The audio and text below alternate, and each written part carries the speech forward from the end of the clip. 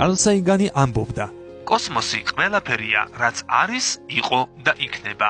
იმის მიუხედავად, რომ დაახლოებით 14 მილიარდი წლის წინ წარმოქმნილ კოსმოსთან შედარებით კაცობრიობის ისტორია მკრთალი, ლურჯი წერტილია ოკეანეში. სამყაროს შესახებ უკვე ბევრი რამ გავიგეთ, განსაკუთრებით ბოლო რამდენიმე 10 წლეულში. ეჭვგარეშეა, რომ ჩვენი მომავალი მნიშვნელოვანწილად იქნება დამოკიდებული იმაზე, თუ რამდენად კარგად შევისწავლით და ავითვისებთ კოსმოსურ სივრცეს. და რატომ უნდა გავიღოთ დრო, ფული და ენერგია კოსმოსის შესასწავლად, როცა გადაუჭრელი პრობლემები დედამიწაზეც არ გვაკლია? ამ საკითხზე მსჯელობა სხვადასხვა კუთხით შეიძლება. თუმცა მოდი, ამ ეპიზოდში ეკონომიკური კუთხით შემოვიფარგლოთ და თავი იმით ვიმართლოთ, რომ ადამიანურ საზრუნავთა უმეტესობა სოციალურ-ეკონომიკური ხასიათისაა. კოსმოსს თავისი ეკონომიკა აქვს, რომელიც ამჟამად საწყისი გაფართოების ფაზაშია. კოსმოსური ეკონომიკა მოიაზრებს ნებისმიერ საქმიანობას, რომელიც მოიცავს დედამიწის გარე სივრცის შესწავლას, კვლევას, მართვასა და გამოყენებას. რაც ყველაზე მნიშვნელოვანია, კოსმოსური ეკონომიკის განვითარებას სარგებელი მოაქვს სხვა ინდუსტრიებისთვის, რაც საბოლოო ჯამში დადებითად აისახება გლობალურ ეკონომიკაზე.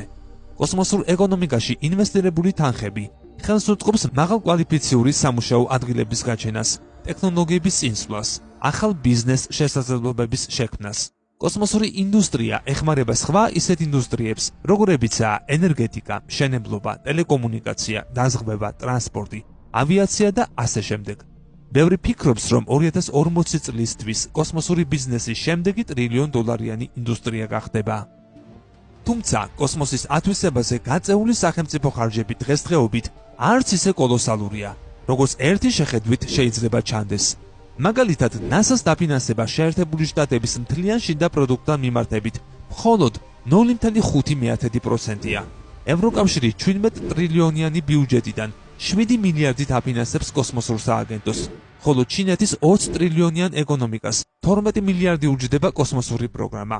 თუ გავითვალისწინებთ იმ ფაქტს, რომ კოსმოსის ათვისებაში მიღწეულმა შედეგებმა შესაძლოა ერთ დღეს კაცობრიობა განადგურებისგან იხსნას, ასეთი დაფინანსება ცოტაც კია. პროგრესის საფუძველი ტექნოლოგიები, კაპიტალ დაბანდება და ადამიანის მოთხოვნილებებია. კოსმოსურ ეკონომიკაში ინვესტიციებს ძირითადად მთავრობები ახორციელებენ, თუმცა ადამიანის უსაზღვრო მოთხოვნილებების დაკმაყოფილებისა და ახალი ტექნოლოგიების შექმნის სურვილმა კერძო კომპანიებსაც უბიძგა დააბადონ კაპიტალი კოსმოსურ პროექტებში.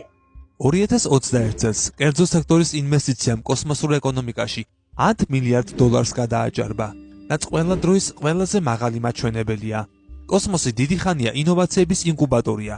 სპუტნიკ 1-ის გაშვებიდან დღემდე კოსმოსური ეკონომიკა დგას სატელიტურ სერვისებზე.